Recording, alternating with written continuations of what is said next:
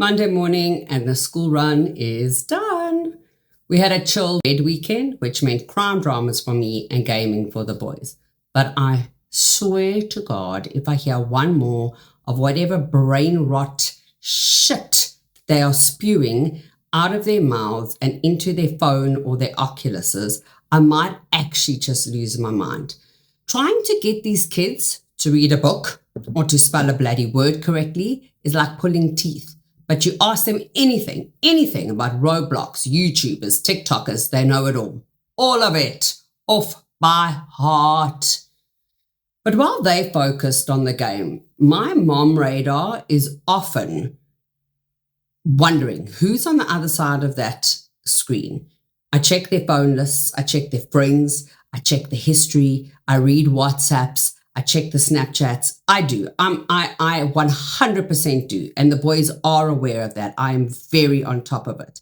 So yes, I allow them to have access to all the technology and the social medias. No, I don't give a rat's ass what people think. I make my boys aware and I teach them about the dangers of online. We have open and honest, frank conversations about it. But I'm also the first to tell you, be careful what you're putting out there, what you're allowing family members to put out there. I know grannies love to post pictures of, first day, or my grandchildren this and my grandchildren that, tagging them in locations, stating that they're here. But you never know. You're basically creating an open platform for a predator. It's so easy to hide behind a fake photo or a fake profile to find a victim. And that brings us to today's case, a man who used the screen to hunt. This is the story of the Grindr Predator. Stephen Port was a 39-year-old man, 6'5", a giant, but he played this pathetic, harmless character to perfection. He had a high-pitched voice, obsessed with cartoons. He had this cheap blonde wig. He basically wanted to be seen as a lonely, slow-witted man-child. But behind that wig was a calculated predator. On Grindr, he didn't use his real face. He catfished photos of younger, fitter men to lure his victims in. He would spend hours curating these fake personas to look like the boy next door. He didn't want a boyfriend. Let's just get that straight. He didn't want a boyfriend. This pervert wanted dolls. He targeted young men, lured them into his flat in Barking with the promise of a party. But then what he did is he overpoured the GHB. GHB is a date rape drug that is lethal in small doses, and Port was using it like water. So he would wait for these boys to lose conscious, and then he would systematically drain their bank accounts and use their phones to send messages to their families to buy himself some time.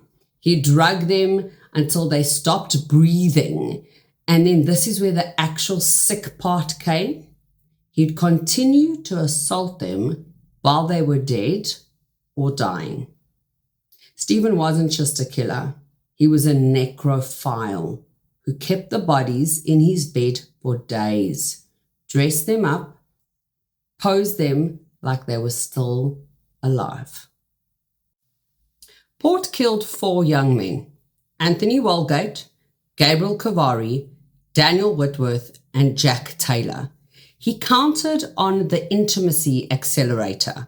You know, the way the apps make you feel safe with a stranger because you've seen a few nice photos, shared a few good laughs. After he killed them, he didn't panic. So Port was a chef by trade. He treated the disposal of these boys with the same clinical coldness he used in a kitchen. He dragged their bodies across the street to St. Margaret's churchyard in the dead of the night. He propped them up against the wall or either laid them on the grass with their phones in their hands to make it look like they had just passed out from a heavy night.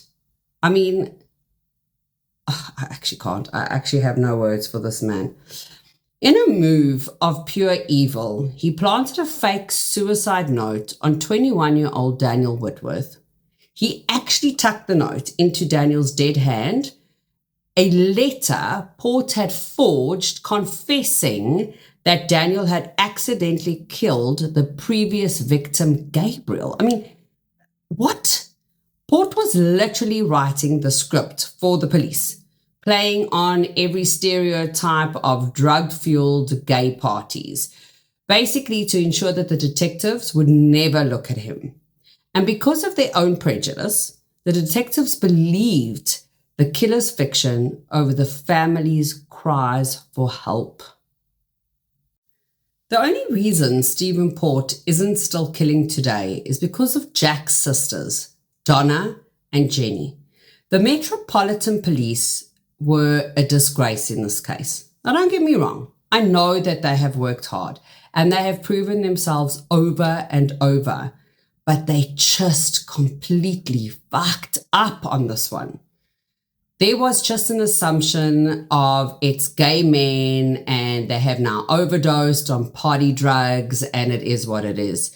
The police didn't even link the 4 bodies found in the exact same spots. One body was found within feet of where the previous one had been discovered weeks earlier. So bizarre. It was basically labeled unexplained but not suspicious. However, these sisters went into full FBI mom mode. You know how it is. We know it. We all know FBI mom mode. They hounded the police every single day. They questioned the handwriting on the suicide note. They tracked Jack's final movements on CCTV. They were the ones who found the connection between the victims on social media and the apps that they use, the Grindr apps. They forced the authorities to see the pattern that was basically staring them in the face. These sisters broke the case because they refused to let their brother become a forgotten stat. They proved that a family's love is more powerful than a badge. The sick pervert, Stephen Port, is now serving a whole life term. But the lesson here is trust your gut, right? If someone gives you an off vibe, even if they seem harmless, get out. Keep your kids safe online and off. Don't be afraid to have the conversations. Anyway, I need to go find my own missing person, Lily, the dog. The minute I mentioned the word bath, she ran faster than her legs could take her. I'm Mrs. G. Keep your coffee hot, your vino chilled, hide the good snacks, and for the love of God, never trust a brown mark on your kids' undies. See you next Monday.